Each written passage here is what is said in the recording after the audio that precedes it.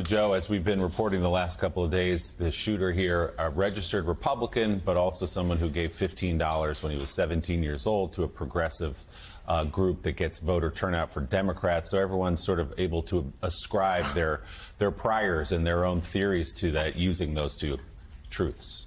I just seen the video. It's hard to. It's hard. I keep getting shocked by it. It's shocking. We may not know the why for some time, but Tom, the question I have is how? How did the Secret Service allow someone to have a straight line of sight to a former president who may be the next president, that an AR-15 could reach when the Secret Service and law enforcement obviously knows? An AR-15, as we've reported time and time again through the years, is the weapon of choice of disturbed young men. And it's within range there. Why weren't there sharpshooters on top of that building? Why were people yelling for almost 90 seconds? There's a shooter on top of the building. What the hell was going on there? Here's where they're yelling. There's a shooter up there. And 90 seconds. And Tom, I want to show you another video. And, you know, I would love to hear from you even too on this. Look how long. Look how long Donald Trump is exposed. What are these Secret Service people doing? Look how long he is exposed to a second, third, fourth shooter. Show that video again. A second, third, fourth shooter. I mean, the thing is, the Secret Service has always been trained. When you hear a shot, when you have a threat, get on top of the president, get on the top of the person that you were protecting, and stay there. Here, look, 1, 2, 3, 4, 5, 6, 7, completely exposed. 8, 9. 9 seconds, I'm counting right there, Tom, before the edit. Who trained these people? How could anybody in a leadership position in the Secret Service still have a job this morning? Well, I think there's probably a reason why they still have a job, is that they have a job to do with respect to the RNC. I completely understand your point.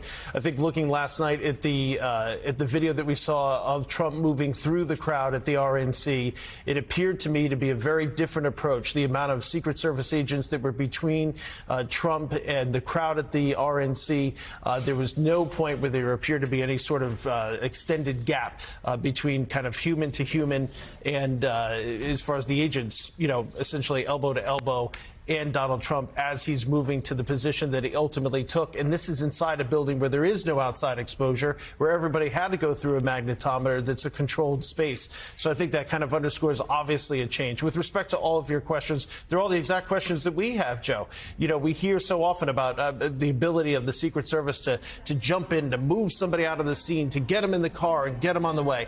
I think there's a lot of questions as far as the timing of that. Back to the original component of it. And Tom, I'm so glad you talked about the car, because not only did they give a second, third, fourth shooter that could very well have been there 9 seconds while he was up on the stage, where his head was actually higher than all of theirs.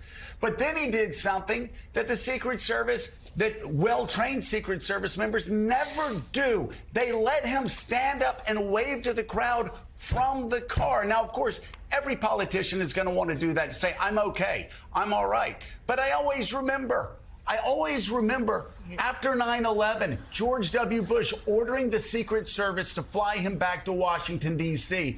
And finally, Secret Service members saying, I'm sorry, Mr. President, this isn't your plane.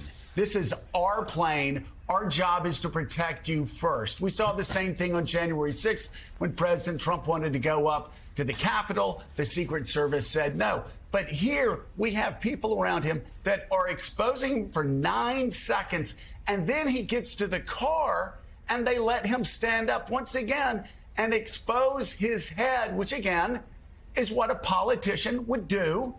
he stands up and waves back to the crowd there. You could see his head the whole way. But I guess I should just ask you this. Have you ever seen that before? Have you ever seen a group of Secret Service people so fail the person they were supposed to protect? Well, I think one of the natural answer to that is we've so rarely seen this. And so the question might be, is the Secret Service being adequately trained? So if you're a police officer, you're dealing with calls every single day. If you're an FBI Tom, isn't agent, this what they train for their entire life? If you're going to protect the president of the United States, there's a difference. There's a difference between they're trained to do their entire life. Sure. I mean, look, there's a difference between when you're doing it in a training exercise and there's a difference when it's real life. And so I think there's going to be a lot of questions about whether or not the Secret Service is in a position. I know there are people inside the tactical community that believe should people be rotated in and out of the Secret Service, people that deal with tactical situations more often. And so should that be something where you're not just in the Secret Service, but you're getting more real world type of experience? I think of in New York City, if this incident happened in New York City, you would not only have, I would posit that this incident would not happen in New York City, but of course the resources available in Butler County, Pennsylvania are different than the NYPD's.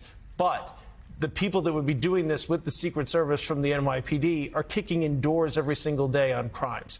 They're in high-risk situations all the time. And so is this a question where the Secret Service, the people that are doing this type of work, do they need to be cycled in and out of other different types of environments so there's more real-world training? I mean, the last time they actually, real-world experience, the last time they really had to deal with this was the Reagan shooting. Now, I know that people in the Secret Service are going to say, look, you have no idea the type of training that we do. We go through all of these type of scenarios. We drill on it all the time, and I have no doubt about it. I think to go back to some of the original videos that you were showing there, a little bit more of my expertise and a little bit more of my reporting with respect to what happened on the roof. It is our reporting from 4 officials, and my colleagues Jonathan Dienst and Julia Ainsley, that, in fact, they were aware of this person. He was acting suspiciously around the magnetometers. He was acting suspiciously around the crowd. The crowd picked him out. There was a communication back to the command post. What happened there? The Secret Service has its own radio system, its own radio frequencies. It's encrypted. There's all sorts of good reasons for that. But what was the communication between local law enforcement and the Secret Service? And was the threat acted upon quickly enough? Were there also police assets that were there that they thought maybe this individual was part of the police? Or should there have been a much stronger uniformed police presence? And was it upon the Secret Service to say, hey, this area is a vulnerability. We don't have the agents to cover it. That's not necessarily our job. But we want a uniformed officer that can see another uniformed officer at every single time, and nobody gets on that property and nobody gets on that roof. Again, all questions that we're asking, all questions that'll need to be answered. It's hard to look at. But when you do look at that map, as you pointed out at the beginning of the program, it does raise serious questions, and I think that's the reason why the Secret Service is under the microscope.